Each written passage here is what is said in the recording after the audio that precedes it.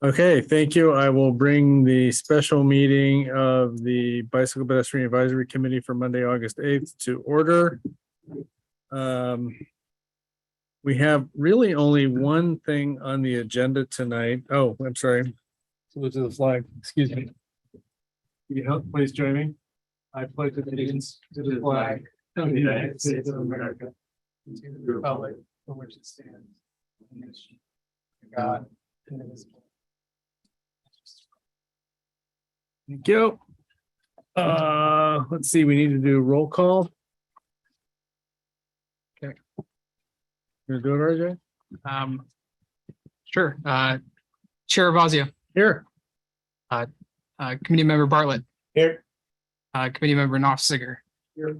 Committee member Madden. Committee member McPherson. Committee member Garza. Here. Committee member Longanati. Okay, thank you. We have a quorum, so we can begin. We have really one item on the agenda. This is a special meeting of the Bicycle Pedestrian Advisory Committee. We're dealing with the Tamalpais overcrossing, which we started working on this group years ago. And we've actually had a couple of meetings. We had one with sort of an ad hoc group last week to look at some of the initial proposals with staff. And then there was a session last week with Caltrans, which a lot of the public attended, and when they went through all of the options in detail, talked about them, answered questions. And what we are hoping to do this evening, because this is on such a compressed time frame, is arrive at a consensus about what our recommendation is, because the town council is actually going to look at this on August 16th, which is a week from Tuesday, and needs to come up very quickly with what direction they want to go in. Caltrans has provided 6 options. Of the 6 options, as I said, we've reviewed all of them thoroughly. RJ and David Parisi have helped us out enormously in this and have some points of view on it. So what we're going to do is kind of talk about them. I think we're only going to go through one in detail because several of them just aren't practical for various reasons. And hopefully we can arrive at a recommendation that we can give to the town council on Tuesday, because the town council then I think has to make a decision on what they want to do within like 2 weeks. So compressed time frame, 10 years, everything has to be decided in 1 month. So yes, Kirby. I assume we're going to talk about why the other ones are not. Absolutely. RJ is going to deal with that because some of them it's pretty quick. Yeah, I just want to make sure we address. It's clear why we're not. Yep. RJ is going to take care of that. Yep. So with that, I'm going to turn it over to RJ. Yep. Great. Thank you, Chair Ravazio. So obviously a very important project, one that's I think been talked about, been in the works for many years. But here it is before us, and now's our time to come together and decide what's best for the town. I have invited many folks from Caltrans who will be available for Q&A toward the end of the presentation. I've also brought Parisi Transportation and David Parisi to talk about some of the results he's gathered from looking at the Caltrans documents, in particular with respect to traffic operations, meaning kind of the various traffic delays and whatnot with the various options. So, meanwhile, we are in the middle of a public comment period. It does close on August 22nd. So any of those comments, although they can be made today, they should go directly to Caltrans as far as a formality, or be voiced at the town council meeting on the 16th. But I think at a high level, a couple of things to remind everyone and kind of frame today's meeting is, right, this is the environmental document, draft environmental document. We're still in the Caltrans calls the project approval and environmental document phase. We're not in detailed design. So I don't think we should get hung up on all of the, small details and really focus on which backbone alternative really hits the goals and purposes and needs for the Caltrans project and also kind of the community's desires. So some of the feedback we continually hear, obviously from several of these folks in this room, is really the emphasis for a separated bike and ped facility. That's the most common thing we've heard to date. And so with kind of starting with that lens and kind of building out, we wanted to kind of touch on some of the issues that Precy and his team have kind of shown through their diving into the traffic data in the document. And so with that, I'd like to turn it over to David, and he's going to walk us through some of the, we can call them deficiencies or kind of concerns with some of the alternatives in particular 3A, 3B, and 4A with respect to traffic operations. And we have a draft matrix here, and we'll try to zoom in as best we can so everyone can see some of the data points. They're also in your handout if you prefer that, as well as we'll go into an exhibit toward the end of your packet. RJ is on. You may have to put the switch on the top. Yeah. There you go. Okay, there we go. Good evening, committee members. I'm David Parisi, registered traffic engineer, and RJ in the Public Works Department asked me to weigh in and take a look at some of the traffic operations results from the Caltrans report for the various interchange configurations. And that really was our focus, to understand what the traffic would operate at. Not necessarily looking at bicycle and pedestrian options. Each of them has pros and cons that I think there's been some folks that have weighed in on that. There were several alternatives that were developed besides the no build alternative, which is to do nothing. There's a 2A and 2B, which had very modest improvements. 3A, 3B, and 4A removed one or both of the loop on-ramps. So for each direction entering 101, there's 2 on-ramps currently. There's a diagonal on-ramp and a loop on-ramp. So 3A, 3B, and 4A would eliminate one or both of those on-ramps. And alternative 4B would reconfigure the loop on-ramps and make them tighter right turns. So you don't have a free right turn looping onto the highway from Tamalpais, but instead you'd come up to the signalized intersection and take a right turn and still use the loop on-ramp, but it's not a complete loop. So back to options 3A, 3B, and 4A. Again, they would eliminate one or both of the loop on ramps.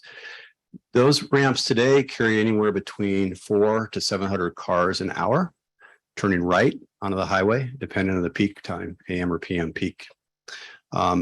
If a movement like that was combined to a left turn lane, typically when you hit about 300 left turns, you want to have two left turn lanes.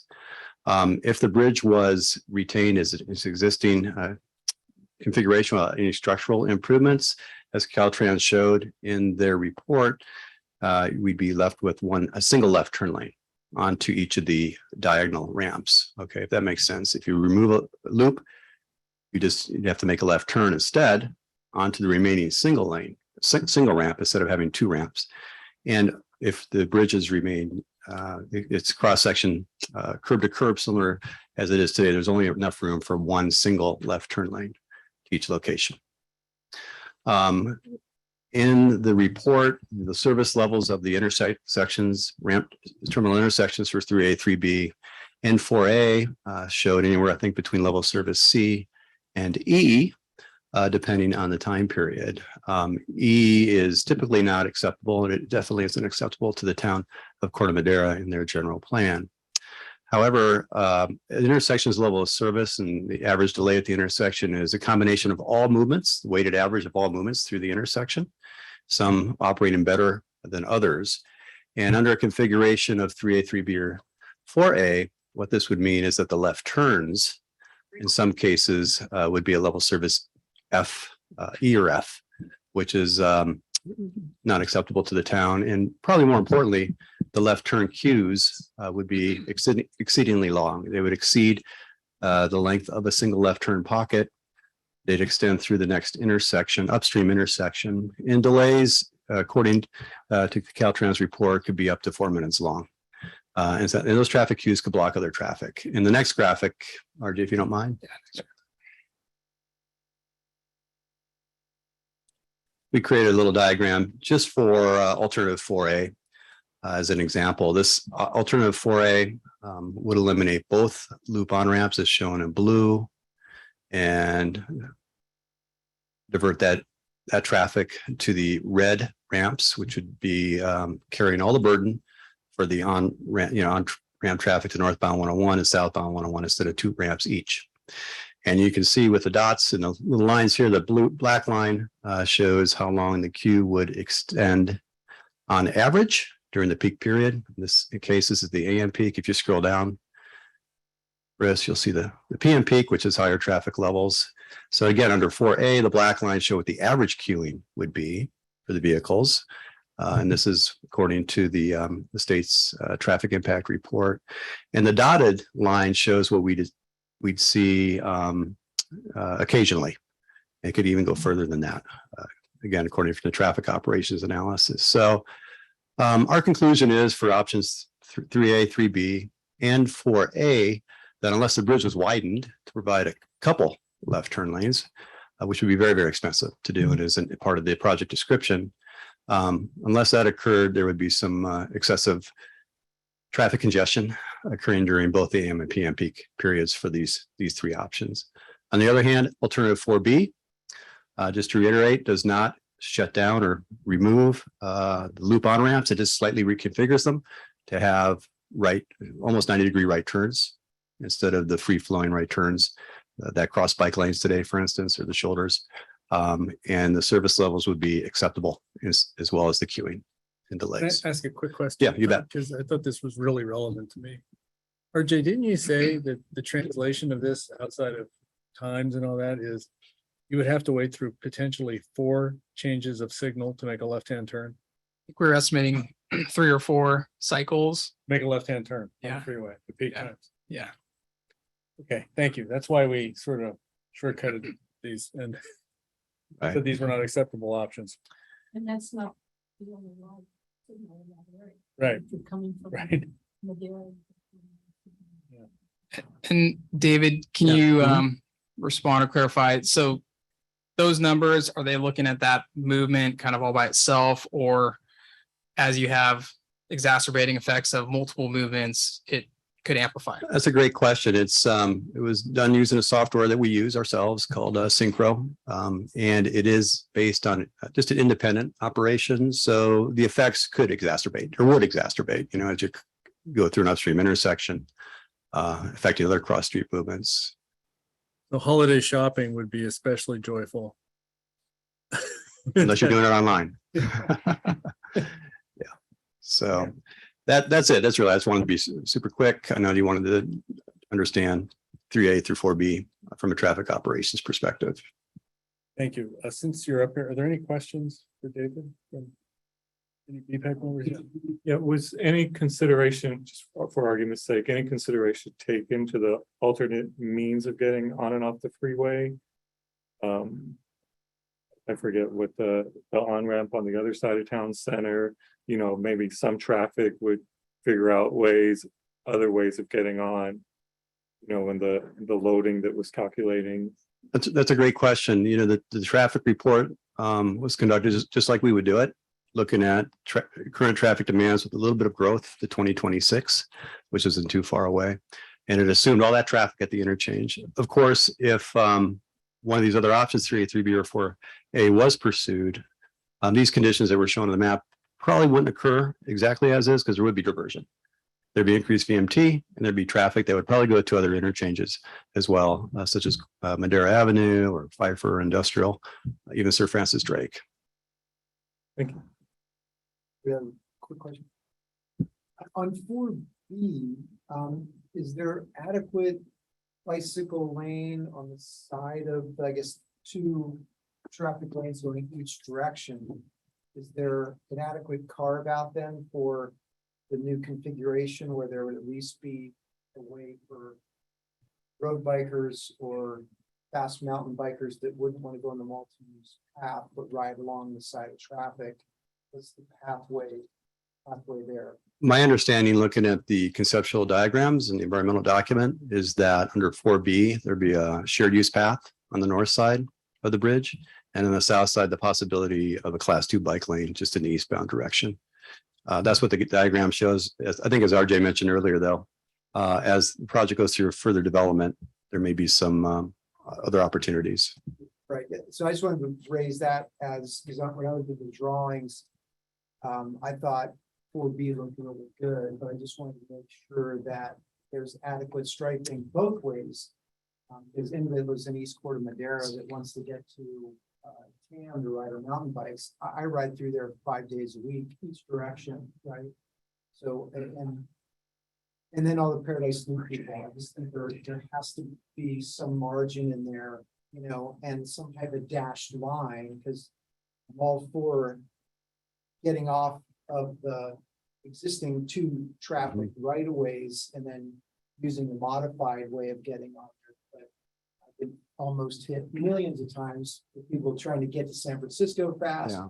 or to go north, you know, the way it is now. So I think the new configuration of 4B is the way it goes. There has to be some type of a dashed bike path. So non-multi-use bikers, whether they're road bikers or mountain bikers, would have some respectful way to get from East Corte Madera to West Corte Madera and vice versa. I think RJ has a graphic up. You want? So I just wanted to share the 3D perspective that was prepared by Caltrans, and I think they did a great job with these 3D images. But this particular one shows a sidewalk facility on the south side, but perhaps there's flexibility in that option. And I don't know if anyone from Caltrans wants to speak to that, whether it's kind of defined as a sidewalk in all scenarios, or if there's a potential for a class 2 in lieu of the sidewalk, or if they could both fit. But I think I have heard that question a few times, and I don't know the exact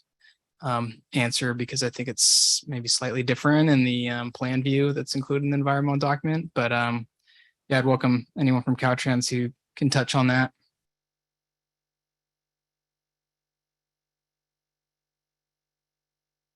Hi, this is Sergio Ruiz. I don't know if you can hear me or not.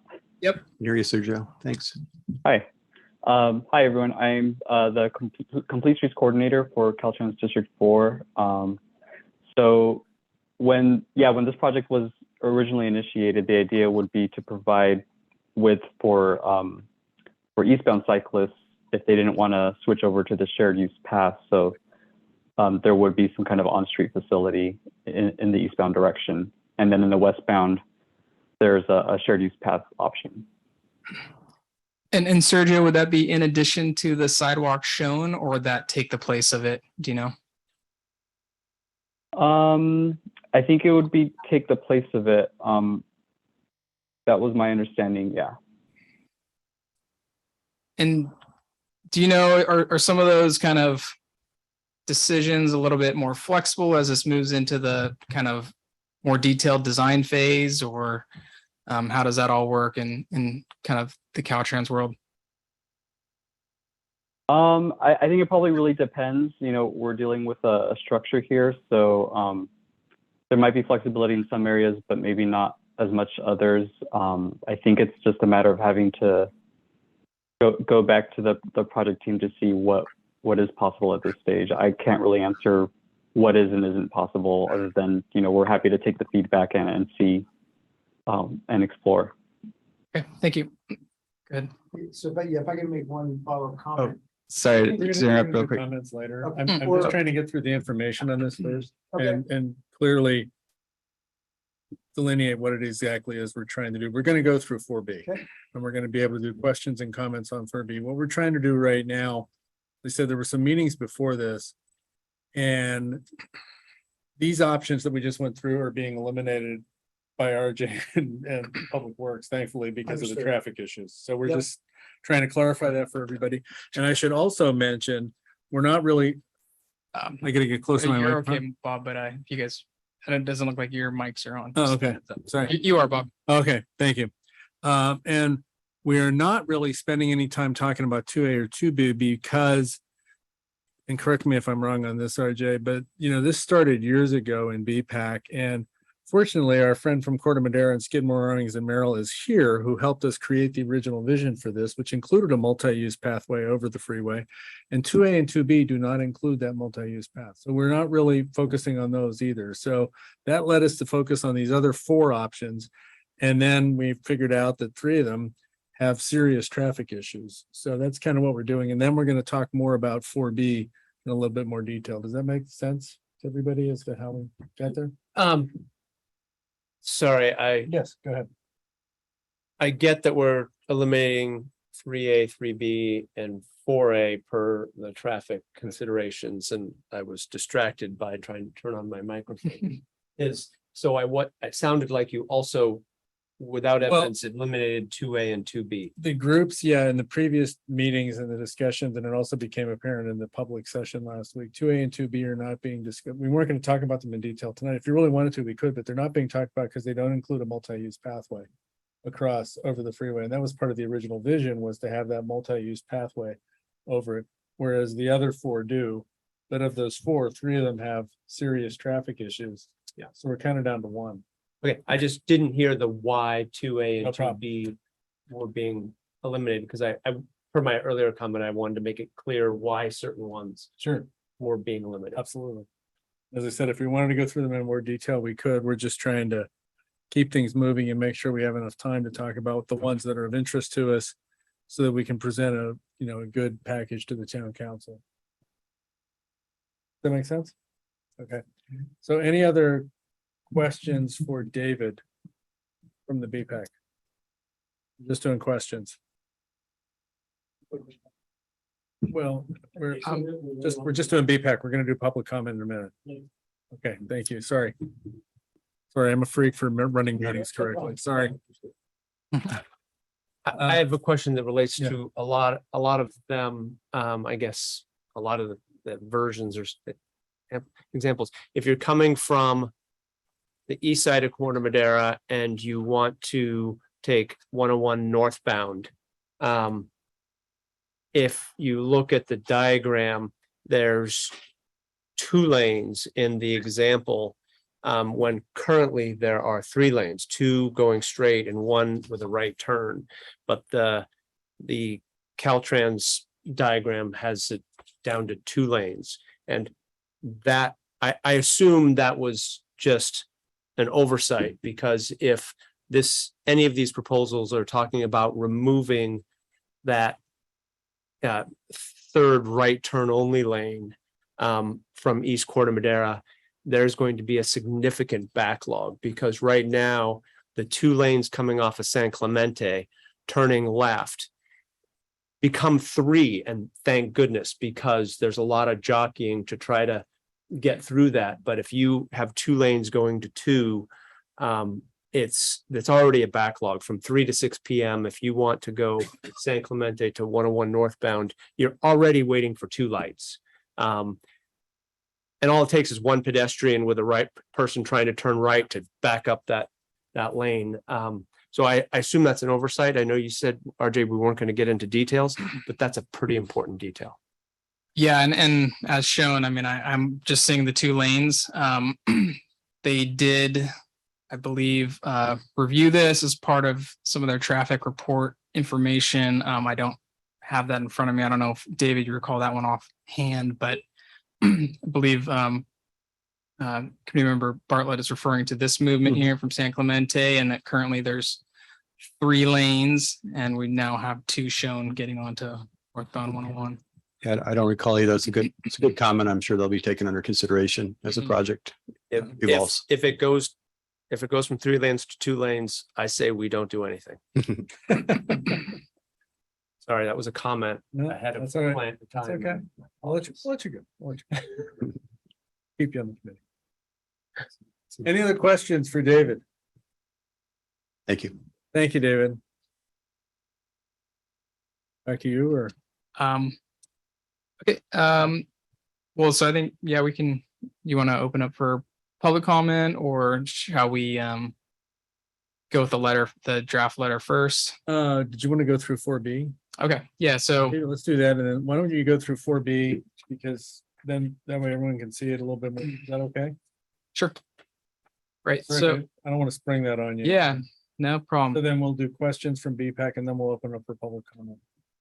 So 4B, we started showing a little bit, and hopefully everyone has had a chance to get familiar with this online in their own time, but this does have that direct continuous separated path. And as I've heard, this has been clarified as potentially 15 feet wide. So I think fairly wide and compared to what we're used to here in Marin, which is great. As you see, we have these other loops here that are designed to achieve ADA compliance. And I don't recall off the top of my head the width of those, but they are in excess of 8 feet, perhaps as much as 15 feet as well. And so the ADA route would likely be up here around the loop, back on this adjacent to the bridge structure, and then again around the second loop and back. As we've been discussing, what just makes this distinction between, for instance, 4A is 4A did eliminate this second 101 North on-ramp here and focused all of the 101 North to this left turn pocket, right? So this goes away and everyone is focused to here, and that's where it that scenario would back up quite far, you know, to as far as the entrance to the town center and potentially beyond in certain situations. And likewise, same thing here. There is a maintained southbound access here that under, for instance, 4A would be removed in that scenario.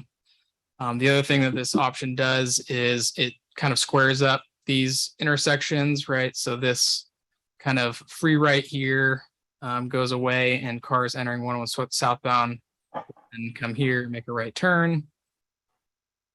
And somewhere on the other side, the vehicles coming from East Corte Madera, San Clemente, again, come to a standardized intersection, make a right-hand turn.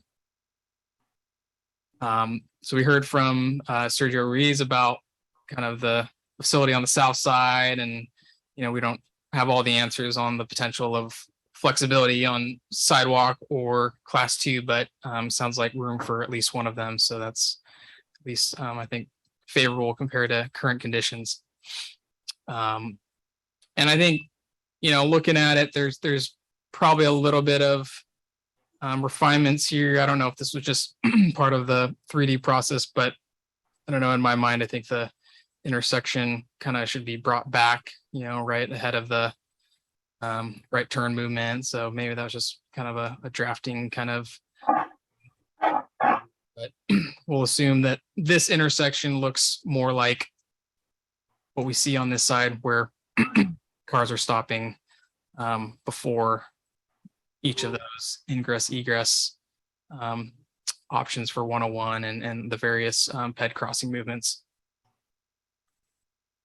So any other questions, comments about 4B? So yeah, let's do questions now. And then just again, to summarize, we're not trying to shortcut this too much, but I want to make sure everyone understands 2A and 2B do not include the multimodal pathway. So that's why we're not really spending anything on that. 3A, 3B, and 4A all have unacceptable times because of the left-hand turn. Just is, I think it would just be insanity, quite frankly, if we tried something like that. So that gets us to 4B. And at this time, if there's any questions from the BPAC about 4B for staff, please go ahead. Cheryl. Yeah, Oh, could you please use the mic? Thanks. right. The people have mentioned previously the grade on the overcrossing on the bridge itself is rather steep, and there's poor sight lines. But it's also true that I think if you're on a bicycle going across and you're going downhill and then all of a sudden you get a red light or a yellow light, it's a problem. So I'm wondering, is there going to be any modification of the grades there on the bridge itself? I think that's a good one from Caltrans. I don't know if anyone there can field that question.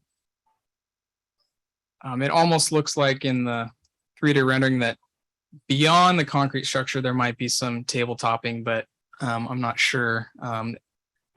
Anyone from Caltrans want to take that one? Yeah, this is Gulam Popal. I'm Caltrans District Branch Chief for Design. No, there will be no profile correction or grade correction for any of the 6 alternatives on the Tamil Pass overcrossing. That will be a very expensive proposition. It may even end up, replacing the entire structure to do that. So there's no great correction on this. And what about beyond the concrete structure? Is that the same case? Yeah. Actually, there is possibility that beyond the bridge and beyond the concrete structure, there will be some profile or grade correction, like the area that you are pointing out, and even before that. But that may result in some reconfiguration of the intersection. So it will add to the cost, but still it's possible without replacing the structure. Thank you. I can talk for both sides, not on this side, but also on the other side too. Okay, great. Thank you. Any other questions from BPAC? Yeah, Tom. Yeah, so I guess, and I have looked at these drawings over the months here too, including Parisi's document we got a couple of years ago. I was looking at that in like January and February, wondering when this is going to come up. So this is really good. I mean, to me, I love the multi-use and the ADA access, and the walkers look like it's going to be a huge improvement. So kudos to the group for that. I see a huge deficiency here, though, from a road biking point of view and or a mountain biking point of view. If you're trying to get to and from Mount Tam from East Corte Madera, I don't know where I would ride. And my son's 14 years old. We've been riding over this bridge since he was in, elementary school. But I don't see where I would ride my bike from East Corte Madera to Mount Tam or back on this, because I'm not going to use a multi-use path. I'm going to be in the right lane of traffic, or I guess to try to get to a solution here from a road biker's point of view or a mountain biker's point of view, if we even just had the margin where the lines are right now, that could be marked some way that would be respectful to the road bikers doing Paradise Loop or whomever. Because if you go back even a few years, there were no lines on the bridge. No. We only got a line on the right-hand side after they lined San Clemente, I believe. So I ride over that, 5 days a week, each different direction. There has to be some margin in the traffic path that's at least as large as that's there today, so we can get through there. And some type of a hash mark where people are going to be turning right would be a huge improvement over right now. We're putting our lives in our hands and we're always looking back and making sure we have blinkies on and whatever else, but a blinky doesn't stop a car from hitting a road biker potentially, or all the near misses. So I haven't read about anyone getting actually hurt, but we've all had fear 52 weeks a year riding through the bridge there. So if anybody, does it, and love the multi-use paths, but, when we're trying to get from point A to point B, and if we want to encourage people to truly, ride, I would love to see at least the slight margin that's out there now, even if it's not a total class, whatever bike path, there should be some kind of a marking for bikes to go single file with my. We're only doing questions right now. So Okay. Is there a question in there? Yeah, is there anywhere that a road biker would Okay. ride? We're just trying to stay out of comments because Okay. we haven't heard the public speak yet. Okay, got That's it. why I stick to that. So if you have a Okay. question, please get to the question, but we have to hear. from Okay, so the public question before we is provide where does a road biker ride in this proposal? Yeah, I mean, I think you've got the shared lane with the vehicles, and you've got the large multi-use path. So I don't know if there's a facility that you speak of in there. Thank you. Are there any other questions from BPAC? Yes, Kirby. RJ, you talked earlier that we weren't going to get into details. So let me ask if this is a detail that we don't get into, or is a detail I should mention. The ADA loop on the west side, as it goes from the low end to the high end when it connects to the bridge, it looks like it's trying to get, it looks like it's trying to get people to go back down again. It's almost like a loop. If it seems like is that something, is this a detail that we should talk about now? Like how it connects? Because it looks like it's coming back, like almost like a clover leaf as opposed to heading east. It doesn't make, right? Yeah. That was my question clear. Yeah. Is that a detail we there's should talk about now? I don't think so. I think gradually I'm going to assume that it's all elevating at a somewhat gradual pace, right? So they're all, It comes back, sorry, it comes back and then it looks like it's going downhill on the other. yeah, it's like almost coming back downhill as opposed to it Right. should come and like the other one Right. looks like it's kind of pushing people in the direction they would want to go. This one comes and pushes people in guess, the direction they don't want to go. Does Caltrans want to question or field that one? Is this a gradually sloping up, even though is this just kind of the visual, the way it looks like it might be going backwards and or down? It's optical illusion. It slopes down. You know, this entrance where your cursor is at the same elevation as the bike path and walkway, the combined bike path and walkway. And then it slows down. We will provide a super elevation also here as we get closer to the curve. So it will go down and will reach like the closer to the elevation of the original ground, and will just get to that terminus or the final where it joins the Kamal Pass overcrossing. So this is only a schematic, design. So, but on the when we design this, we make sure that we meet all the standards of all the ADA and Caltrans standard to design this, as far as the slope, the super elevation, and the profile of this. So we will provide a slope of 5%, for all of our. So that's the question. Okay. So Gulam, is it fair? I don't know if you can see the screen, but is it fair to say that this point is higher in elevation than, say, back here? This is a higher elevation because it goes down, because the original ground at the other side is lower in elevation. So this will start elevated and will go down and then join the other side at a lower elevation. All right, my question wasn't about elevation. It was, does that connect at a 90-degree angle? It looks at actually.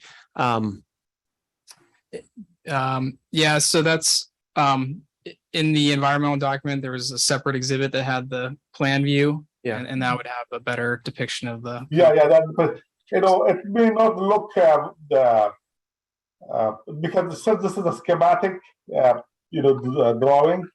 But if you look at it from a 2D point of view, it's either very close to 90 degrees or it is kind of perpendicular to the combined bikeway and pedestrian walkway. Maybe so, not. Yeah, and we can make a modification in case there are some differences. We will make the difference. We'll adjust it to be 90 degrees. And that is exactly what we want, because from both directions, then it will be much easier. It looks like from one direction it's easier on this drawing, and from the other side, the angle is a little bit tighter. But we will, when we we'll design it during our final 100% PCD. We make sure that this path will be accessible from both sides equally, accessible from both sides. So it does appear to backtrack. So this isn't, the true exhibit is in the environmental document, but it does appear to backtrack slightly if that's. Yeah, the back to the track slightly, but we can make an adjustment to make it more perpendicular to the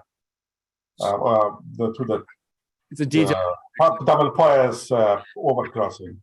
And we will let our structure people to do that. So that was a very good comment, actually. That brought to our attention, yes.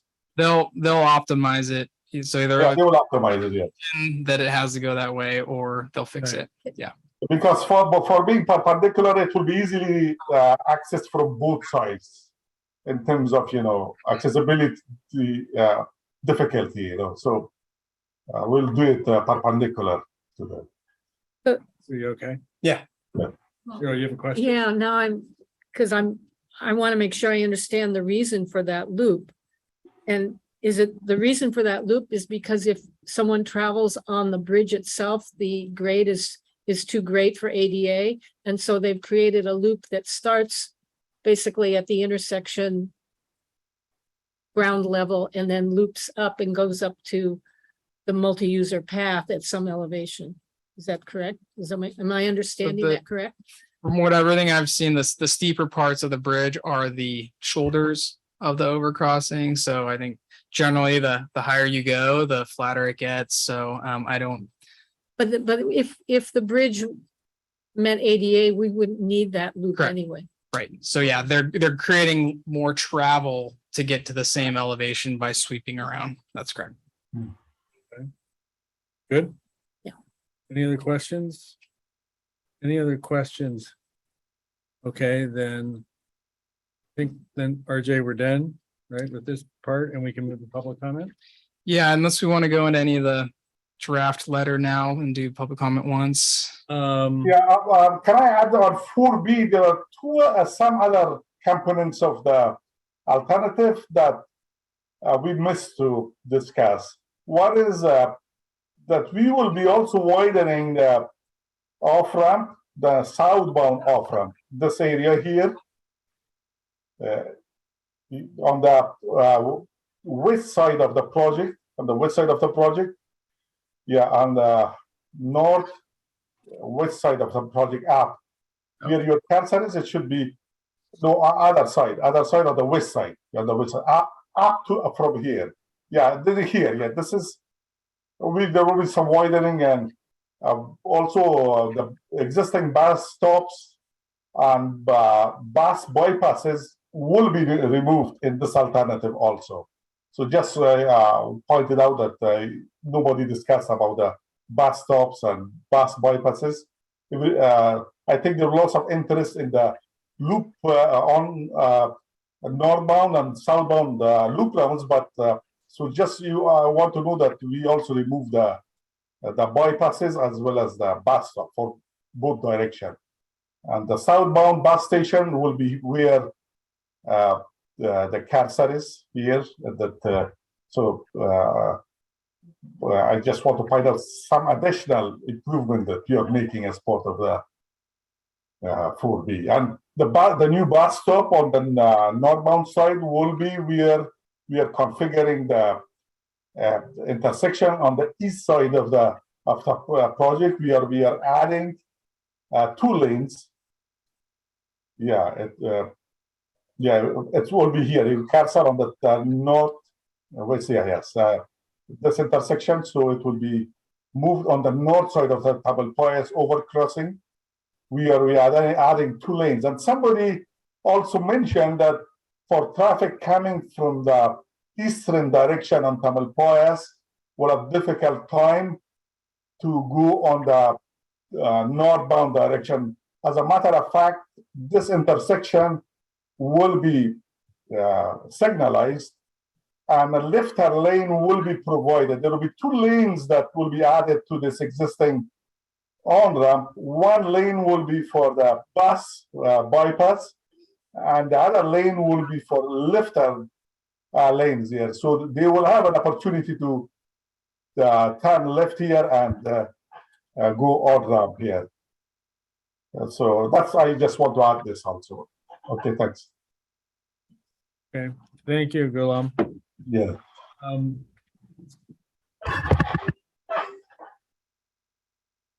Maybe we should go to public comment now. Okay, sure. Okay, we'll start with any public comment from people who are here. There are attendees at the meeting, so we'll hear from them first. And then how many do we have that you think want to comment online? There's Three three hands raised. hands raised, and we had one prior to the meeting, so. Okay, well, let's start by going to public and we'll allow 3 minutes for comment. So is somebody here want to speak? Please go to the microphone, and if you can just give us your name and where you're from, that would be great. Hello, Chairman Ravazio and committee. Excuse me, I'm Craig Hartman. I'm a resident of Corte Madera for 30 years. Like many, I've ridden this overpass many times with a bicycle, tried to also walk as a pedestrian. 5 years ago, that frustration came to a point where I proposed and authored a plan, which I think started this conversation we're having tonight. So I want to thank, first of all, Caltrans for doing this very careful analysis, and also for the town to be taking it very seriously in terms of looking at all the components. I would only ask a few questions about priorities. And I know that Caltrans has done a very careful report looking, and their findings are that there are no adverse negative impacts that would kill any of this, which I believe also certainly would include traffic. I am recall very well in San Francisco when the Embarcadero Freeway was damaged in 1989, the earthquake. Many people said, "Oh my God, we can't take this down because it's going to be Carmageddon. People will be backed up to Oakland. San Francisco will be gridlocked." What we have is a very beautiful civic promenade, and we don't have a catastrophe with cars. I know that there's oversimplification, but commuters, cars, everyone takes the path of least resistance. I would assume that as traffic patterns change, that people will find their way in manners that create the least trouble for themselves. I would really, as a resident here, really advocate for this committee, for the town council to look very carefully at the priorities that honor the town's needs. And MTC, for example, says that level of service for cars is secondary to level of service and quality of pedestrian and bicycle movement systems. I think that perhaps we need to slow down a little bit and take a look at these priorities and look at the town's perspective overall about how we knit this community together, as opposed to continuing a kind of a cloverleaf high-speed freeway interchange. I do wonder in the 4B as proposed, by the way, 4B and 4A are by far the best schemes, but 4B does have the right turns with to an on-ramp, I think at 2 locations. Are those turns signalized, or are they free turns? Maybe that's a question for David or someone else. I don't know, but again, think about bicycle safety.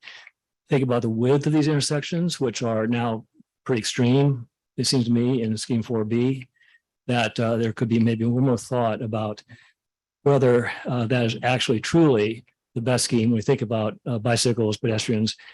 And finally, when we think about rapid bus transit and the need to, there's a question about whether rapid bus transit is best coming up in the neighborhood or coming off the freeway. I think scheme 4A would accommodate either. 4B does not. I think that's into my time. Thank you. Appreciate it, Craig. And for those of you who aren't familiar, Craig is actually the guy who did the original design for this. Good mornings in Merrill. So thank you for speaking. Any other members of the public wish to speak that are here this evening? Okay, seeing none, then we will go to online. People who have called in. We have one comment via email. We'll read first. That's all right. Oh, let's go through the email first. Yes, go ahead. Okay. This is from Kia McPherson. Dear Liz Noggle and the Corte Madera Town Council members. My name is Kia McPherson. I'm a 25-year resident of Corte Madera. My family uses the Tailpipe Drive overcrossing almost every day. And when Caltrans makes it safer for pedestrians and people on bicycles, we will definitely use the community connection more often, both on foot and bicycle. We also note that many people use the Tamalpais Drive overcrossing to access bus transit. Alternative 4A will significantly improve the safety and access for transit users. We encourage Caltrans to build alternative 4B. Sincerely, Kia. Okay, thank you very much. So no more email comments, right? Correct. Then is there anybody who is waiting to Yeah. call in? who would So like we to have speak? 5 hands raised. We'll start with Henry. Go ahead, Henry. Can you hear me? Yes. Okay. Hello, good evening, and hope everyone's been enjoying the lovely weather and staying active. My name's Henry, and I've been living and biking in Corte Madera since the 90s. We're all gathered today to influence safe passage between East and West Corte Madera. The new overcrossing will live with us for decades to come. We should go above and beyond to make sure it genuinely provides safe travel for pedestrians and bikers. Not to mention, design in a way to minimize car idling and concerns between east-west travel and north-south 101 traffic. Before I begin, I want to propose a solution for crosswalk timing. Every traffic light in town by default is prioritized for car traffic.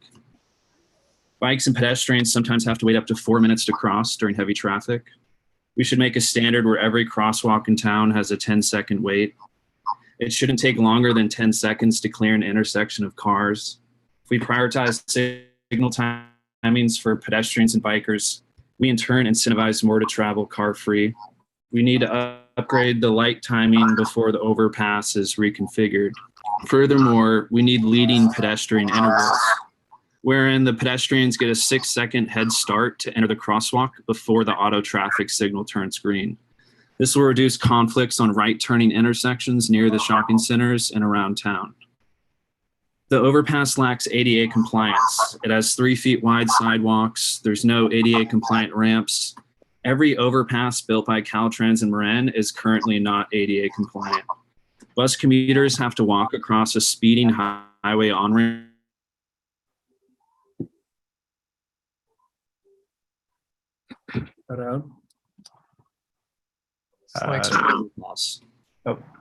You there, Henry? Yeah. Okay. The overpass that we build today, it will lay the connection to the Alto Tunnel, which I genuinely believe can be built by 2030 if we get funding arranged. The 4B option is obviously, the one that we want to get built. We should prioritize this design, but also make sure that it doesn't, exponentiate traffic between east-west and north to south. More so, we need a bollardized west and east bike lane that's right next to the car traffic for people who are going to point A to B and quicker bike commuters. We can also install pretty cheaply bike priority signals before these intersections to give bikers a 10-second head start before cars accelerate. These signals could be timed to create a green wave for bikers so they can clear multiple intersections without having to rush and always feel like they're constantly sweating. They can be doing things at a leisurely pace. The potential conflicts between east-west and north-south need to be considered. Excuse me, your time is up. If you can please wrap up. Oh, thank you. We need to be committed to physically separating pedestrians and bicycles from car traffic. Thank you for your time. Thank you very much. Okay, next person with their hands raised is Lauren. Go ahead, Lauren. Hi, my name's Lauren Hyman. I'm a resident of Corte Madera, and I ride my bike often around and across the overpass, and actually oftentimes avoid the overpass because I don't feel comfortable on it. I take the underpass around whatever, Trader Joe's. I echo the last person's statement around, like, why are we not, pushing for separated bike lanes on both eastbound and westbound. According to 4B, it seems like eastbound just only gets a bike lane, which is what we have today. And I don't know what the speed limit is on the overpass, but I find cars drive there about 40 miles an hour. And so I think, even with a bike lane, if it's not physically separated, I don't think it really adds any kind of level of safety or comfortability there. And I think potentially narrowing the lanes width for cars would, provide more space for a separated bike lane, and as well as slow down traffic that goes across there. And, they're only going, I don't know, maybe 300-400 feet or something like that. There's not really a reason to speed there. So I think slowing down cars there would greatly help. So just ask for physically separated bike lanes in both directions, because I think just as far as I know, the 5-foot eastbound bike lane is basically what we have today. So I think going eastbound 4B sounds like the only difference is changing the on-ramp. So it doesn't actually make going actually over the overpass any safer, unless I'm misunderstanding something. That is it. Thank you. Lauren, thank you very much. You, next is Robinson. Yes, can you hear me? Yes. Yep. Thank you for giving me an opportunity to speak. Jim Robinson, I've been a homeowner in Corte Madera for the past 26 years, and I've had the opportunity to serve on a number of transit and transportation-related committees in San Mateo County, Contra Costa County, and San Bernardino County, and Marin County for the past 40 years. I'm also a daily walker. I walk about 3 miles every day. And one thing I've learned, unfortunately, is the best thing to do is not to access either egress or ingress on a crosswalk, either across Tamil Vista or across Tamalpais. But I do support whatever improvements can be made to pedestrian and bicycle access throughout our community, and particularly at this interchange. One thing that does concern me as a driver as well of a vehicle, there, as I mentioned in a previous meeting, at one time, the westbound or the west access going eastbound, because of the arc of the overpass there, there's low visibility and people jockeying, trying to get over the right-hand lane to get on the northbound access to 101 has caused a lot of accidents. In fact, about 10, 12 years ago, my car was totaled at that overpass, along with 6 or 7 other cars that were doing just that. So my point is that if we can make improvements that accommodate the bicyclists and pedestrians, but also I think one advantage that Corte Madera has, as opposed to Sir Francis Drake and Miller Avenue, where people have long routes to get to the interchange, I would hope that whatever we do is we would continue to have adequate access to the freeway for the vehicular traffic, and not constrict it to the point where we're going to have traffic backed up on both sides of the town of Corte Madera, because I think that's one of the advantages of town, as I mentioned earlier, is to have this relatively easy access to 101. So I would hope that we would not do anything that would constrict that, at the same time trying to deal with the pedestrian and bicycles, because in spite of how much we are concerned about the bicycles and myself being a pedestrian, there will be far more vehicles traversing the interchange now, and probably 20 years now, in my guess, than pedestrians and bicyclists. But I think we need to include that in our evaluation of the safety and whatever plan that's ultimately adopted. I think that this interchange improvement ultimately will be one of the most affected projects within the town of Corte Madera in terms of how it affects the daily lives of people that traverse through our community, whether they're on bicycle or on the sidewalk or in their vehicle. Anyway, thanks for listening, and thanks for your time, and thanks for all you do. Thank you, Jim. Thank you. Next up is Warren Wells. Go ahead, Warren. Hi, Chair Ravazio, members of the BPAC. This is Warren Wells from the Marin County Bicycle Coalition. I really want to stress what an exciting and important opportunity this is, the town of Corte Madera. As it stands, only the most confident riders ride over today. I myself, I rode like 3,000 miles last year. I often go up to Warrenham rather than going over Tamalpais. And alternatives 4A, 4B, would create a facility that a true majority of the roughly 10,000 residents of Corte Madera could use, rather than the few percent who feel comfortable riding over today. We have heard from a few members of this body that the shared use path would not be sufficient for westbound riders. I guess I was a little surprised by that.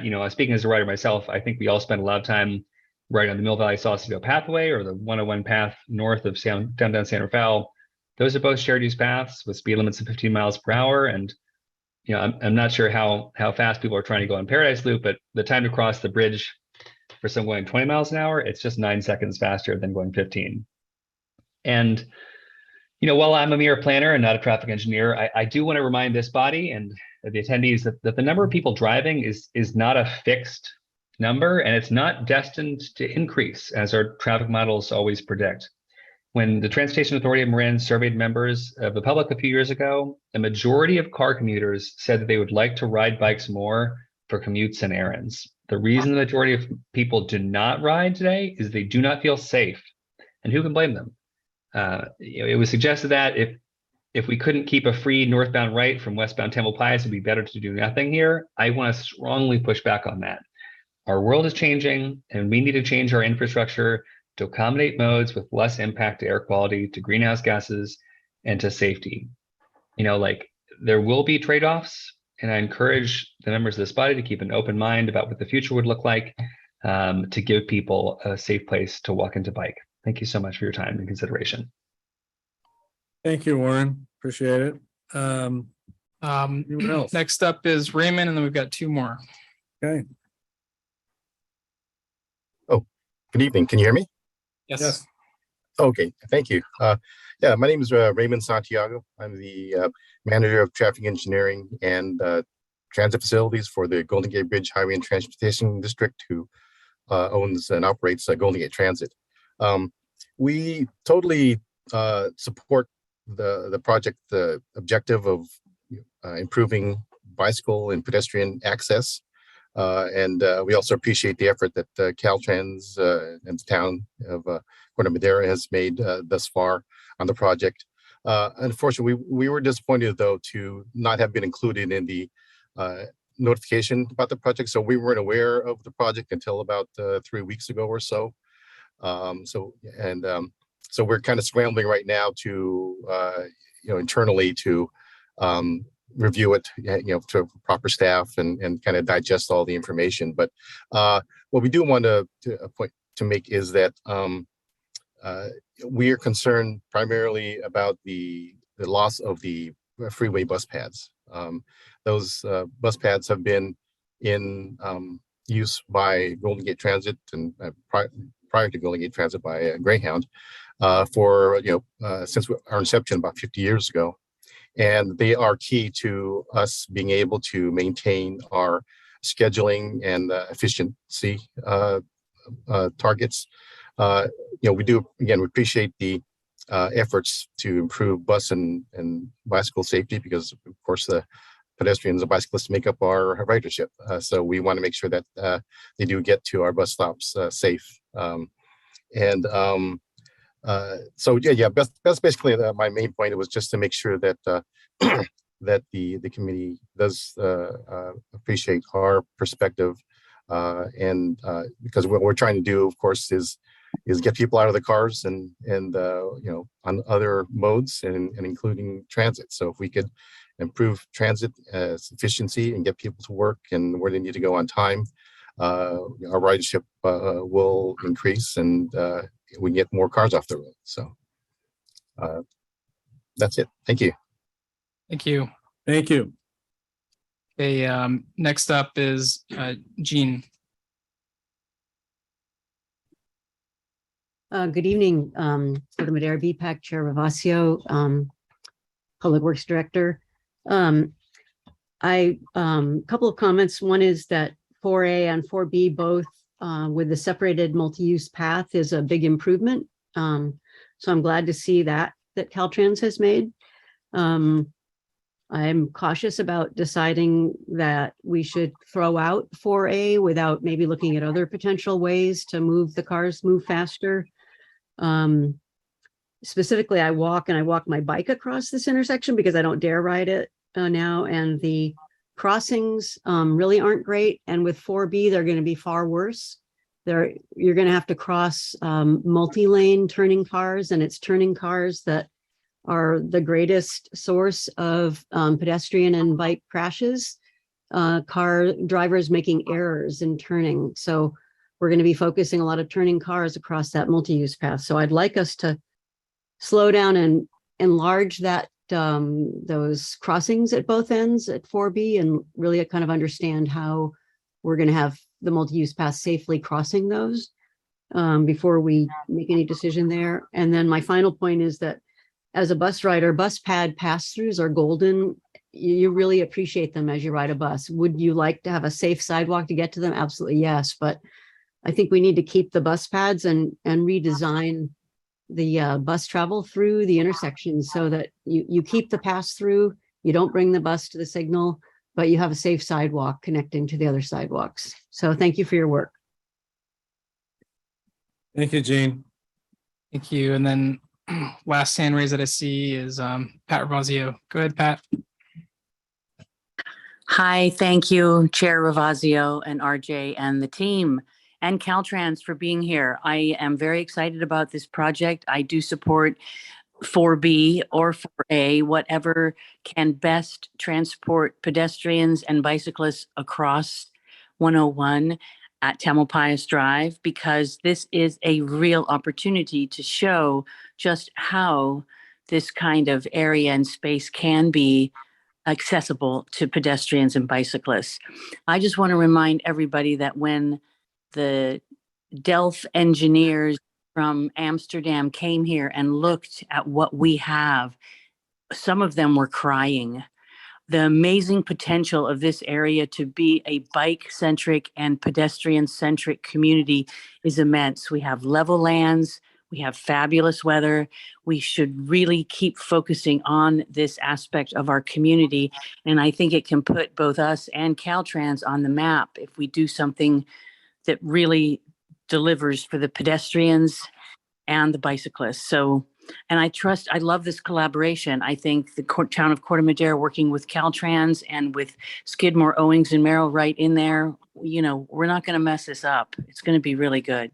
So thank you all. Thank you all. And keep the pedestrians and bicyclists first. The cars, if it's a little harder on the cars, you know, it's like the old Yogi Berra line. People don't go to that restaurant anymore. The lines are too long.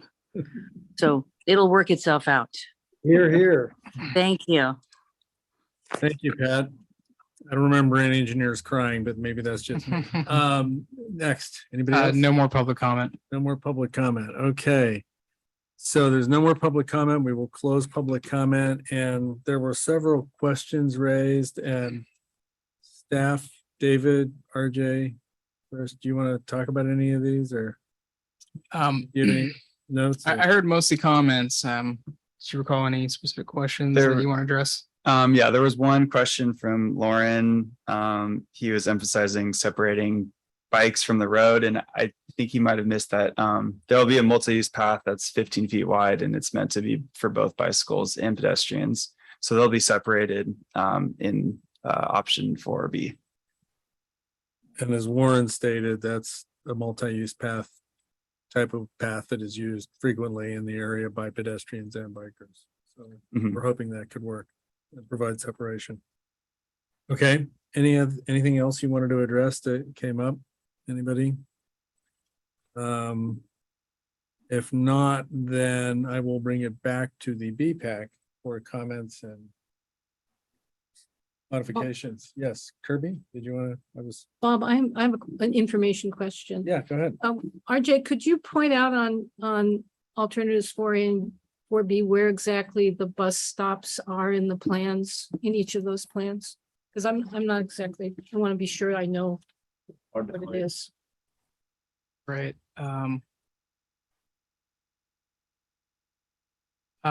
So my understanding is this is 4B, the bus stop as proposed is over here.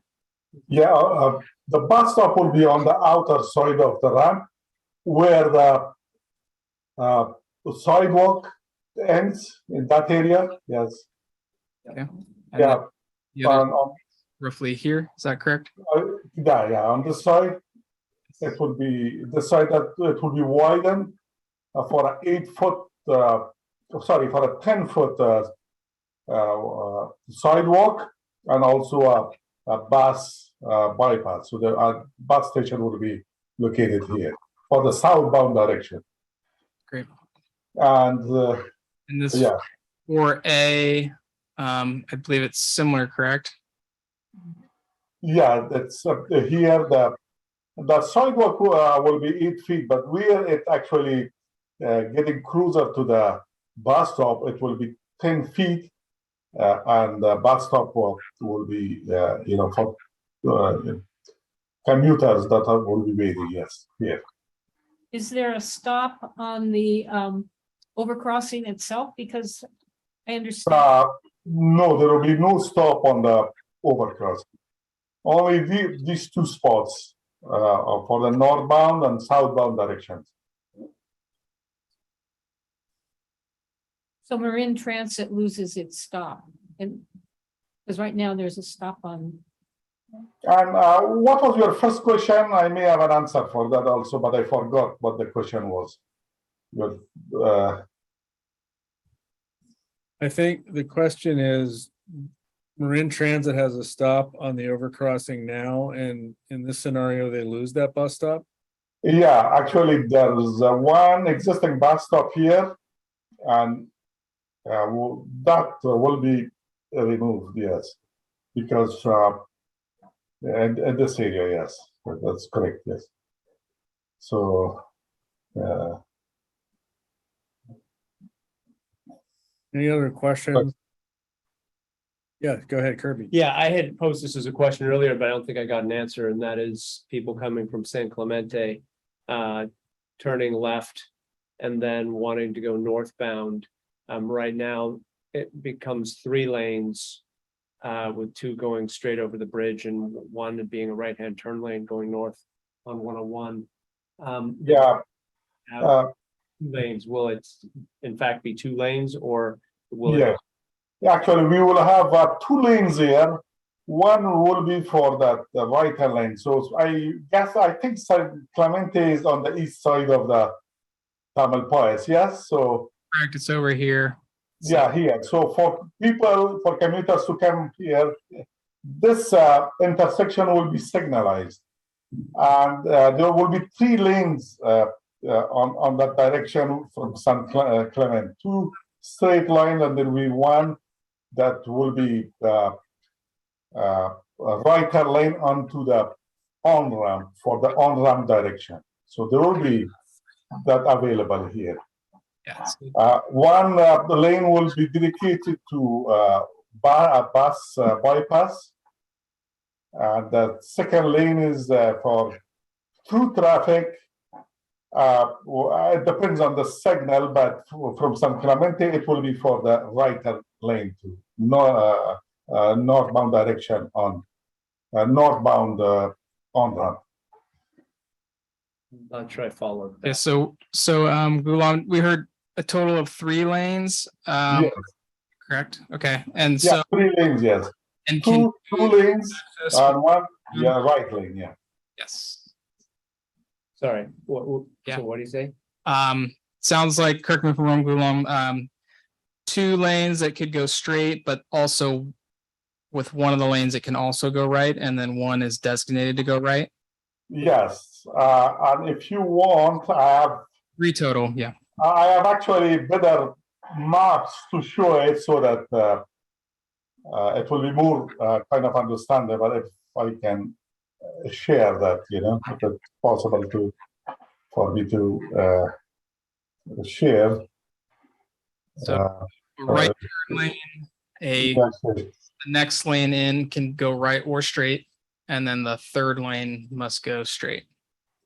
Yeah, the 3rd lane will turn right. The 2 lanes will go straight, and the 3rd lane, which is on the outside lane, will be turning right on the northbound direction on the on-ramp. So I have a better map that shows the detail of this area.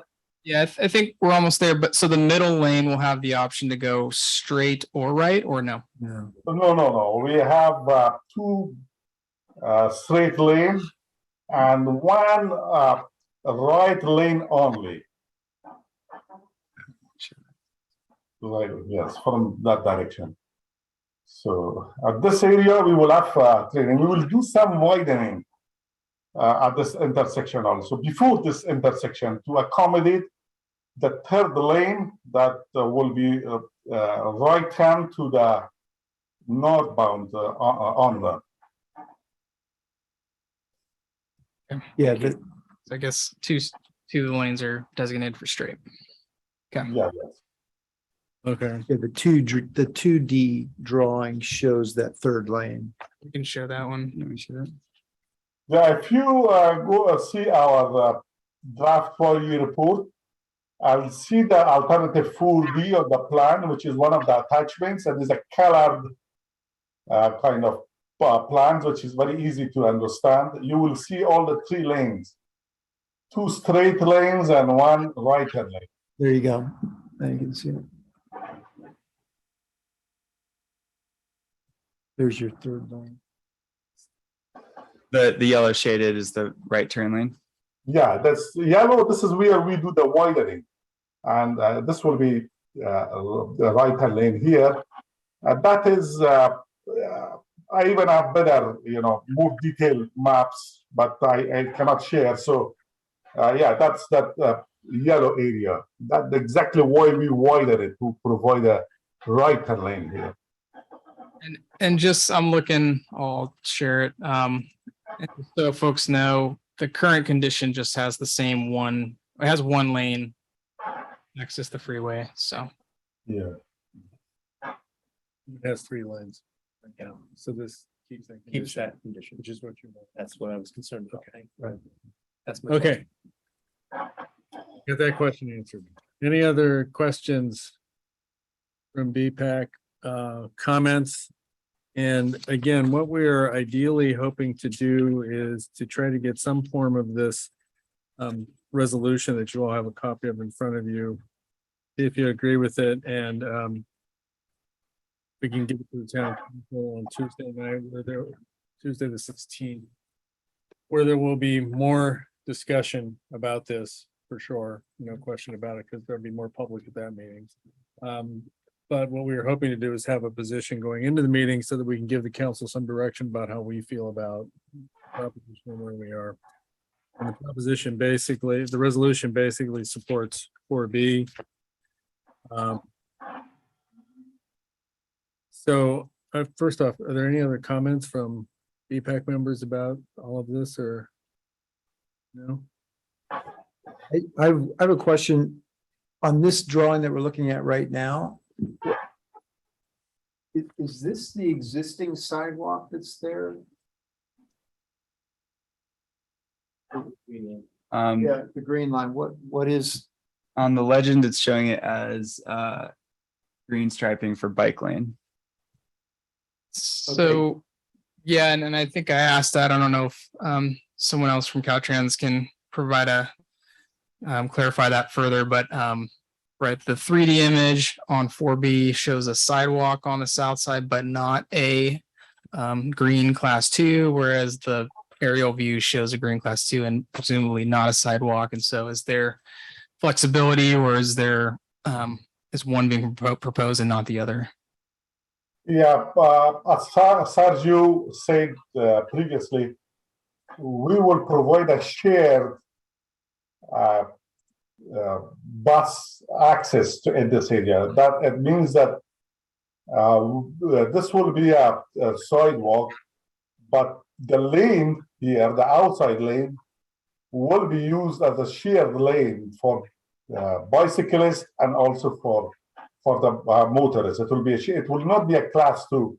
Yeah. Class 2 bike lanes will be on shoulders, and it will have been striped to show that it's a class 2, and mostly they're 5 feet, like in an alternative 2A and 2B. But here we don't show a class 2 bike lane, so we can have a class 3, which is shared with the traffic. So bicyclists share the road with the drivers here. So just to make that clear, so we don't have a class 2 here. We will have a class 3. So not a class 2 bike lane. It's going to be as proposed. It's a sidewalk with bikes sharing the lane with the vehicles. With the vehicles, yes. That is what has been proposed. But there is also, possibility if the southern sidewalk will be eliminated, which we have to have some discussion on that. Then that could be turned into a class 2 bike lane. So that could be turned as a class 2. So, but right now, as the original design is that this will be a sidewalk. So doors not closed on a class 2 in lieu of the sidewalk, but as proposed, it's shown as a sidewalk. Yeah, it shows as a sidewalk, and that's what we are proposing. The bikes can share the roadway here, but if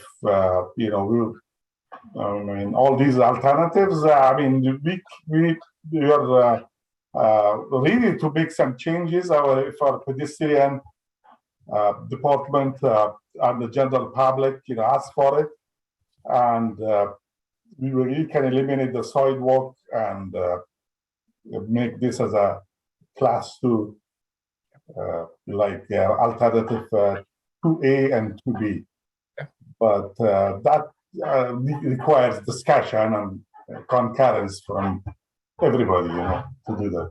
But then we will lose the continuation of our sidewalk from before this intersection and after the east side, the intersection also. So that is a very big drawback if you eliminate this sidewalk here and they'll make it a class 2 bike lane. So to be clear, that's a decision that can be potentially made later. Yes, that could be a decision that could be made later. Okay. But if everybody is happy with the class 3 or shared, bike and vehicles lane, then we don't have to make any changes. Thank you. Okay. So that can be resolved later if we choose to go forward with this. Are there other comments? But maybe should I briefly read some of the highlights of this resolution? Would that be I think touching on the points to make sure that's what I was going to do. The reasoning is there, and then we can from there. So essentially, RJ has prepared a resolution that would be given to the Corte Madera Town Council in preparation for their meeting on the 16th.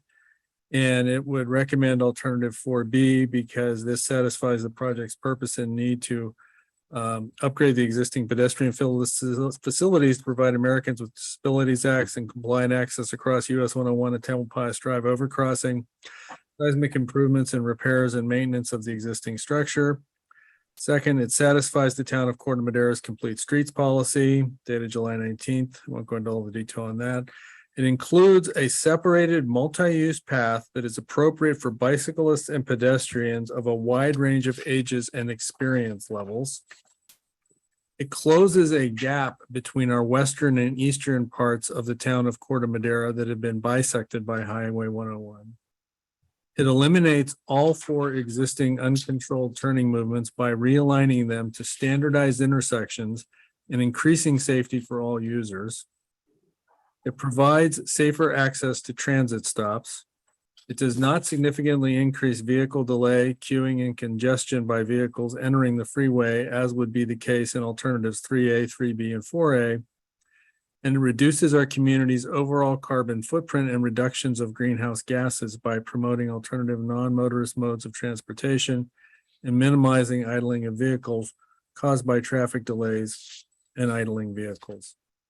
So that's essentially the guts of the resolution. I guess the question is then, how do we feel about that as the Bicycle Pedestrian Advisory Committee and making this recommendation to the town council with potentially some, additions or questions, things that we would have to look at as we actually got into the details on this. The 2 I would put on my list would be, eliminating that sidewalk and creating bike lanes dedicated bike lanes over it. And then secondly, examining this bus stop question closer and see if there's a solution to changing the plan in some way that will enable buses to let people on and off safely, which does not happen now. But at the same time, maintain the speed with which they can do it, and they don't have to go through the signalized intersections. So that, sorry to jump ahead, but that was just my comment. Where's everyone here tonight on this? Go ahead. I think it would be worthwhile noting that none of the alternatives address the sightline issue of the overcrossing as a whole, because that is a safety problem. I think people are well aware of, and I think the town needs to endorse something and be, we're grateful that this has come forward so far, but I think we also need to realize it doesn't solve all the problems, and I think to identify it so that in the future, when I'm long gone, we're all long gone probably, but that gets addressed, because this is putting lipstick on a pig, in one sense.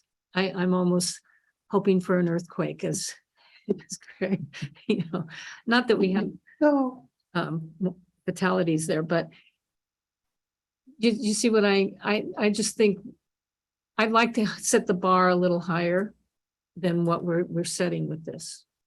And so I think it's worthwhile to note that there's a safety issue that's not being addressed. Okay. Tony, do you have any comments? I agree with your comments, and I think this is a great opportunity to drastically improve pedestrian access across the freeway. This same type of situation is at many overpasses, overcrossings, and I think it's a great way to add a little grace, which I think is important, and safety. So I agree with what is written here, and I think it's a good move forward. Okay, thank you. So you're okay with it, with the modifications I mentioned, and you're okay with it, but you want to add another modification recommendation. Can you explain? The town recognizes that this is an improvement, but notes that it doesn't address the safety problem of the sight lines over on the overcrossing. Okay. The sight lines for motor vehicles. I'm curious. So it's a vehicle sight line that you're asking about, because the pedestrians. It also impacts, I think, vehicles to if riders are on the street, it also impacts them because they're not going to be as visible. I guess if they're on the safe and separate. If they're on, if they're on the multi-user path, that wouldn't be a factor. But I'm talking vehicle to vehicle. So vehicle to vehicle, because primarily, you rise over a crest and you actually don't see. Right. You don't know that might be stopped traffic. Right. On the other side. Right. The angle. I just want to understand what she was. Okay, I appreciate you doing that, because I didn't understand it either. Now that I do. Do we know that this doesn't address that? Yeah, I asked that earlier. Because the slope of the bridge is the slope of the bridge. Right, it is what it is. It is what it is. They're not going to change the slope of the Okay. bridge. Thank you. I'm in support. I appreciate everything you said and agree with it, and thankful that I think you were the one that brought up the bus stop that everyone kind of like, there was a bus stop on the bridge.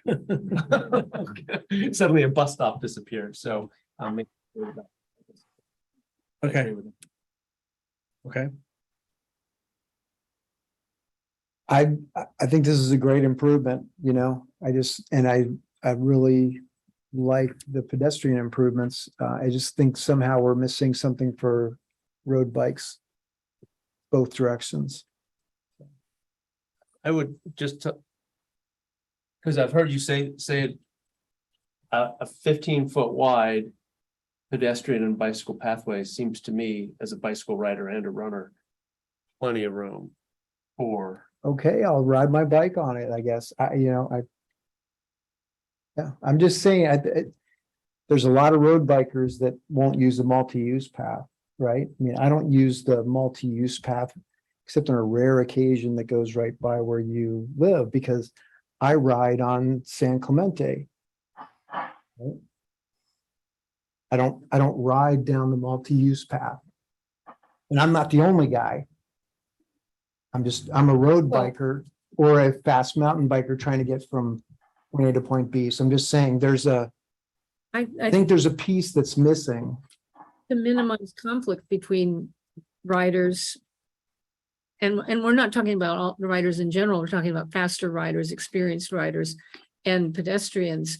It makes sense to have a facility that's those faster riders will want to use. In Mill Valley, I think there's actually a sign that says directs faster riders to go on it's not Miller, Camino Alto, directs them to leave the path. And so the pedestrians can feel comfortable on the path. So I kind of understand Tom's concern to some extent. I mean, I think it would help pedestrians. It's in some ways, it's the age old question of if I'm hiking, I don't like getting passed by mountain bikers. If I'm riding a mountain bike, I'm always uncomfortable passing mountain bikers or sorry, walkers and hikers, right? To me, it's the same kind of thing. I rarely ride the multi-use path. And on one hand, other than I do feel like I'm taking my life in my hands, as well as a lot of other road bikers, I'm not intimidated by riding over the 101 road the way it is right now. I'll take that white line with 2 feet because I'll tell my son, ride in front of me, right? Single file, you don't ride double. And my fear on this proposal is if you guys want us to take the right-hand lane, to me, that's where I get really uncomfortable, even right now, where the edge of the road was taken away by Nugget Market, there's not enough sharrows on that road. I'm always putting my blinky light on and I'm always looking back to make sure there's not someone coming from Paradise Drive that's in a rush. You're in the left-hand lane, driving your car, they'll pass you on the right, and we're riding our bikes through there. If I was a runner, I would run down that and that would be great. But anyway, I'm just saying, there's gotta be ways, there's always a way to give a bike, because you see in San Francisco and a lot of other places, there's a way to do a single file lane that doesn't have to be 5 feet wide or 4 feet wide or even 3 feet wide. If I'm riding on the road, trying to get from point A to point B, even with my 8, 9, 10, 11, 12, 13, 14, my son's gonna be in high school this year. I've trained him, you ride single file, and I ride with the Redwood high school team.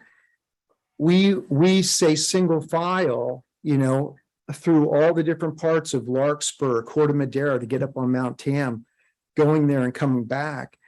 You just know you've got to ride single file. It's respectful to the drivers and everything else. And so anyway, I just would try to appeal to the group that even if there's a little margin that we have right now,